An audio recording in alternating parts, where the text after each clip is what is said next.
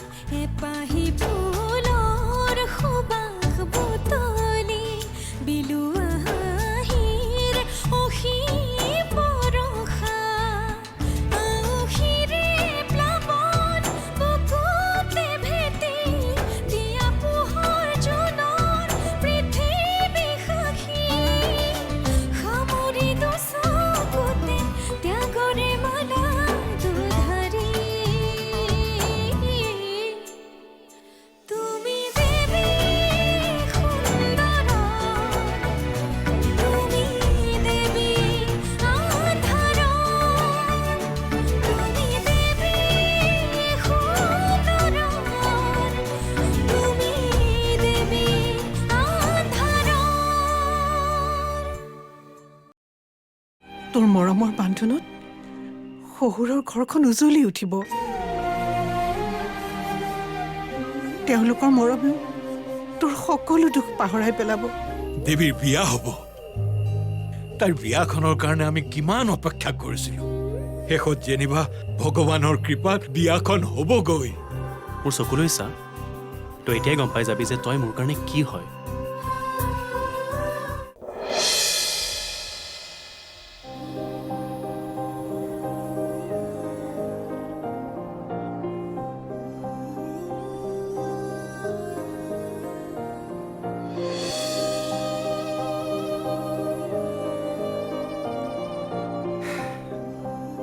কন্দা কটা প্ৰগ্ৰামটো কেৱল কইনা ঘৰতে চলি থকা নাই, আমাৰ ঘৰতো সমানে কন্দা কটাৰ প্ৰগ্ৰামটো চলি আছে।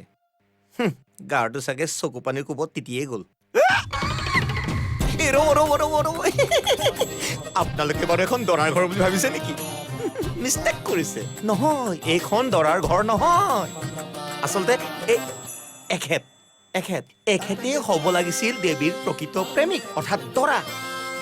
কিন্তু আমাৰ বপুৰাই নিজৰ মনৰ কথা খুলি দেৱীক ক'বই নোৱাৰিলে। কাইলৈ আনি আহি দেৱীক নি নিজৰ ঘৰত দেৱী কৰিব আৰু এখেতে গাৰুটোকে সাৱটি ধৰি উৰে ৰাতি কান্দি কান্দি চকুৰ পানী বুৱাই বুৱাই বিৰহৰ বেদনাৰ গীত গাব। মই বিৰহৰ গীত গাওঁ, আনন্দৰ গীত গাওঁ, সেইটো মোৰ কথা। তই ভাষণ দিবলৈ কোন? খনসিং ক্ৰো মোৰ নাম। মই এখন ঘৰৰ কাম কৰা মানুহ হ'লেও এইখন ঘৰৰ মই এজন মেম্বাৰ। আৰু তই কোন? কি নাম আছে তোৰ? প্ৰলয় ফুকন। প্ৰলয় ফুকন নহয়, তোৰ নামটো পলৰীয়া ফুকন হ'ব লাগিছিল। বেটা বুঢ়া হলি তথাপি নিজৰ মনৰ কথাটো খুলি ক'ব নোৱাৰিলি। কি প্ৰেম তাৰ, নীৰৱ প্ৰেমিক। মোৰ প্ৰেম এনেকুৱাই। মোৰ প্ৰেমত কোনো চৰ্ত নাই, কোনো স্বাৰ্থ নাই। তাইৰ সুখতে মই সুখী। তই কি ভাবিছ?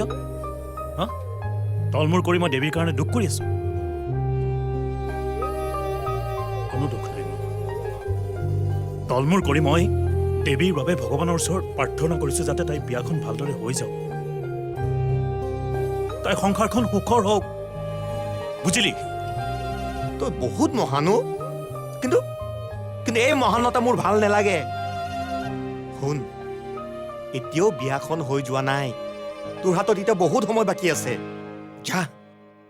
যা তই গৈ মা আৰু দেৱীৰ আগত তোৰ মনৰ কথা খুলি ক, নহ'লে চিৰদিন এই বেদনাই তোক খুলি খুলি শেষ কৰি দিব।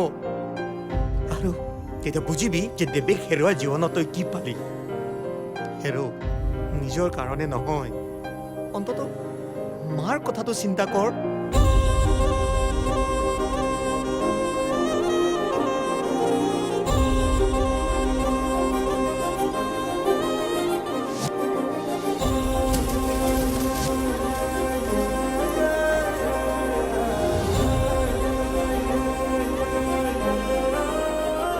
সিং তই ঠিকেই কৈছ তইতো মোৰ নিজৰ ভাইতকৈ আপোন কিন্তু মই নোৱাৰিলো মই কিন্তু শুন দেৱী মোৰ নহ'লে কি হ'ব কিন্তু তাই সদায় মোৰ কাৰণে প্ৰেৰণা হৈ থাকিব প্ৰেৰণা আৰু মই সদায় এনেকৈ থাকিম হা আৰে বাবা এইটোৱেতো জীৱন হা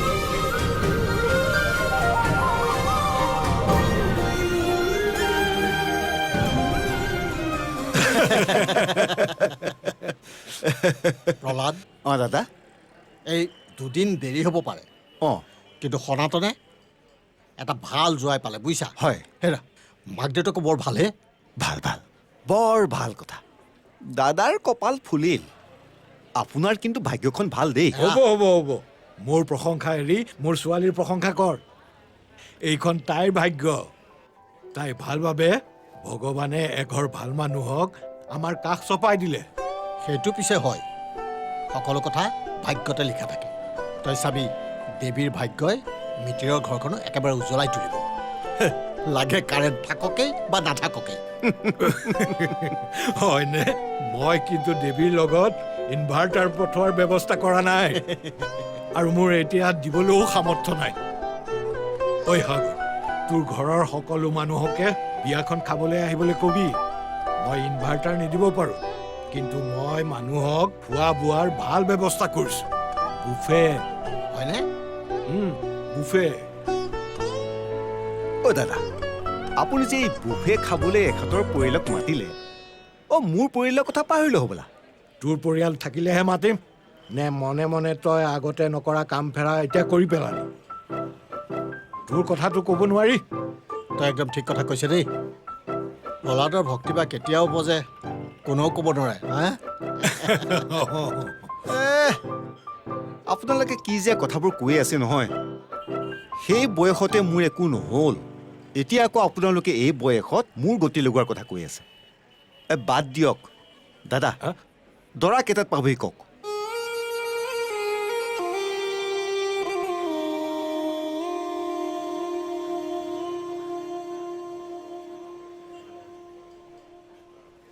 জুনুকা বাইদেউ নহয়নে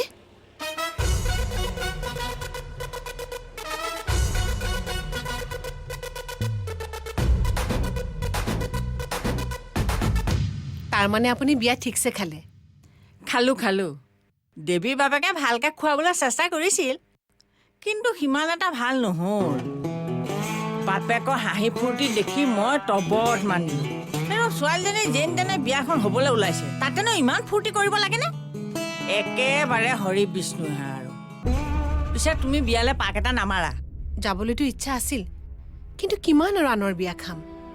নিজৰ ল'ৰাটোৰ বিয়া পাতো বুলি আজিলৈকে পাতিবকে পৰা নাই।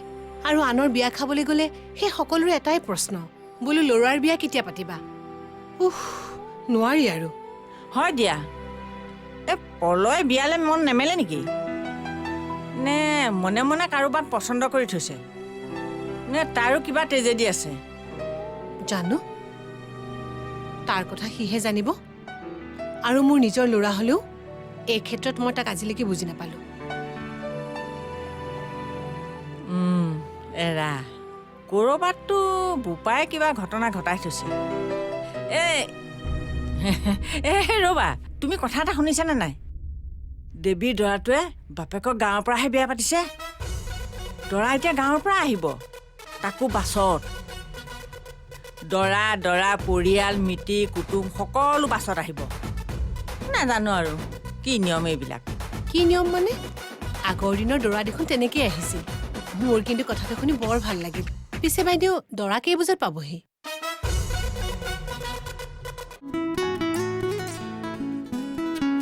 ধুনু কাহিয়া ভাঙিলে কলি যাও পিছে এসপনা সপোন হেৰালে দৰা ঘৰৰ পৰা ওলালে নেকি? ওলালে মানে কেতিয়াবাই ওলালে। এতিয়া কোনখিনি পালেহি তাকে সুধিবলৈ ফোন কৰি আছো, ফোনটো লগা নাই।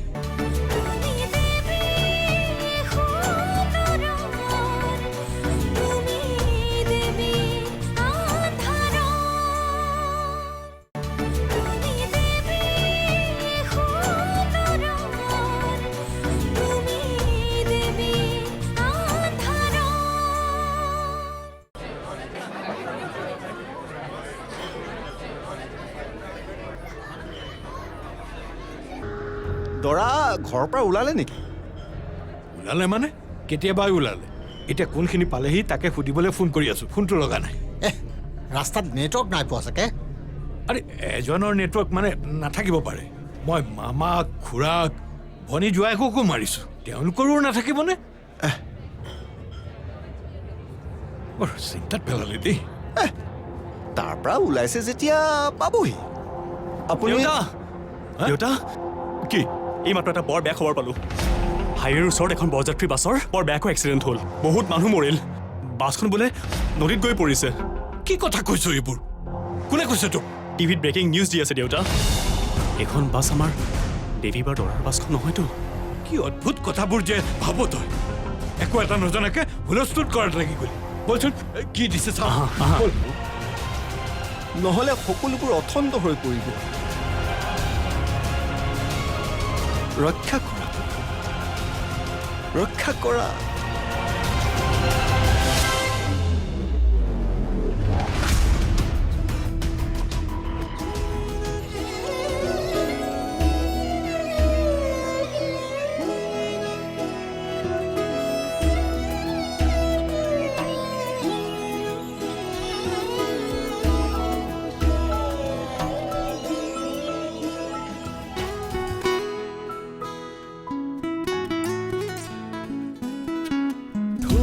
কাহিয়া ভাঙিলে কলি যাও পিছে এসপনা সপোন হেৰালে দুচকুনি গৰিছে।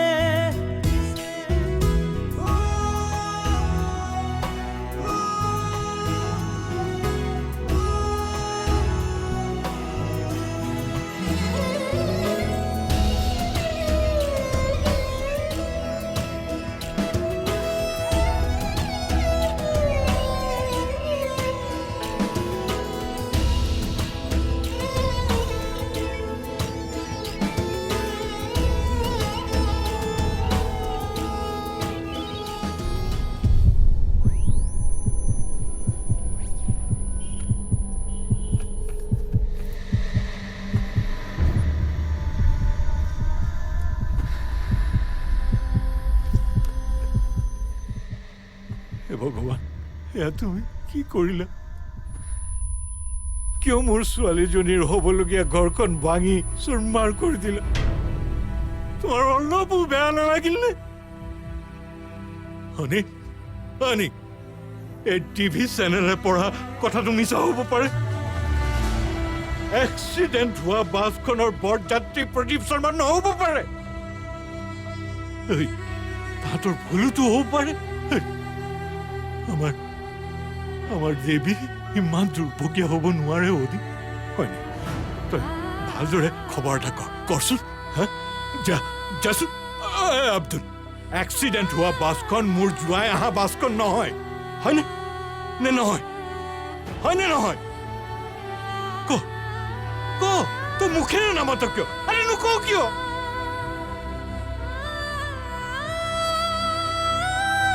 খুৰা মানে খুৰা কি খুৰা কৈ আছ? এই মাত্ৰ মই কাণেৰে শুনা কথাখিনি মিছা বুলি ক। নকওঁ কিয়?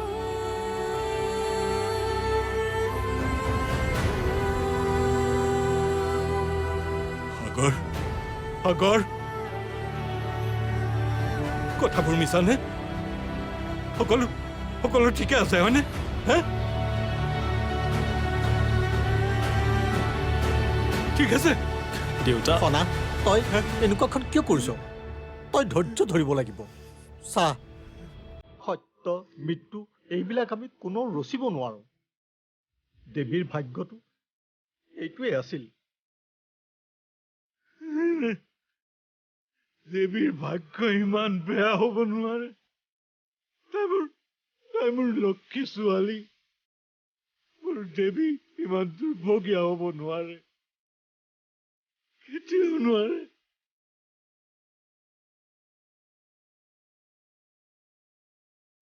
দাদা, আমি সকলোবোৰ কথা বুজিছো, কিন্তু এই সময়ত আপুনি ধৈৰ্য ধৰিব লাগিব। আপুনি দেৱীৰ দেউতাক। এইখিনি সময়ত যদি আপুনি ধৈৰ্য হেৰুৱায়, তেনেহ'লে তাইৰ অৱস্থা কি হ'ব আপুনি এবাৰ ভাবি চাওকচোন। এই সময়ত আপুনি তাইক সাহস দিব লাগিব। মা, কি হ'ল? হুলস্থুলবোৰ কমি গ'ল যে, ইহঁতবোৰ ক'লৈ গ'ল?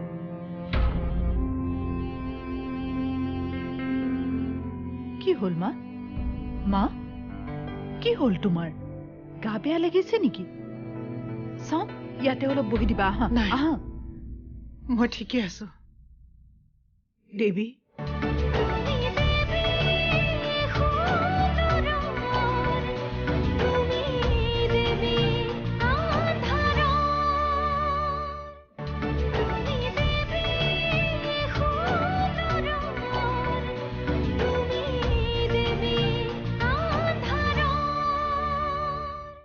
আপুনি তাইক সাহস দিব লাগিব। তহঁতে কোনেও দেৱীক একো নজনাবি, কোনেও একো নকবি। হনি আবুল, দেৱীক এই বিষয়ে একো নজনাবি, নহ'লে তাই সহিব নোৱাৰিব। আৰু মই চাই থাকিব নোৱাৰিম। মা, কি হ'ল? হুলস্থুলবোৰ কমি গ'ল যে, ইহঁতবোৰ ক'লৈ গ'ল?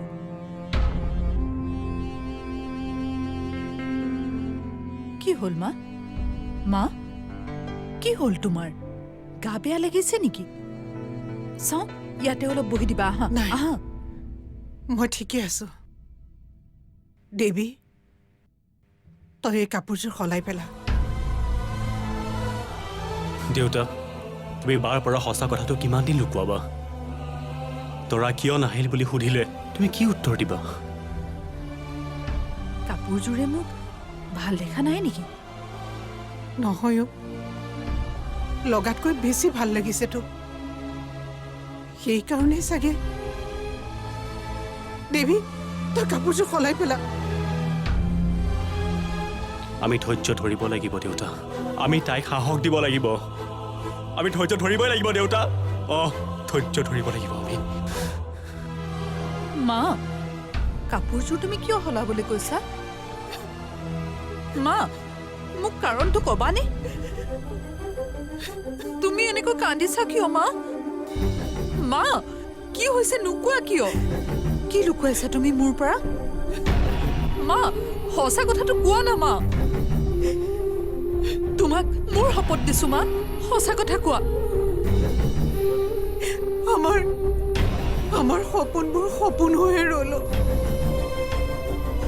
আমাৰ হাঁহি ফূৰ্তিবোৰ ভগৱানৰ সহ্য নহ'ল প্ৰদীপ আৰু তেওঁ পৰিয়ালৰ সকলোকে ভগৱানে নিজৰ ওচৰলৈ লৈ গ'ল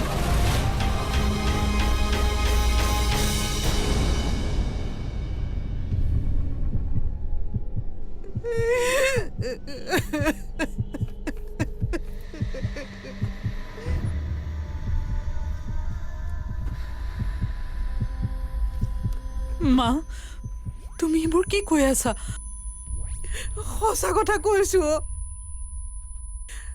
আমাৰ দৰাৰ বাছখন এক্সিডেণ্ট হ'ল কোনো নাবাছিল সকলো শেষ হৈ গ'ল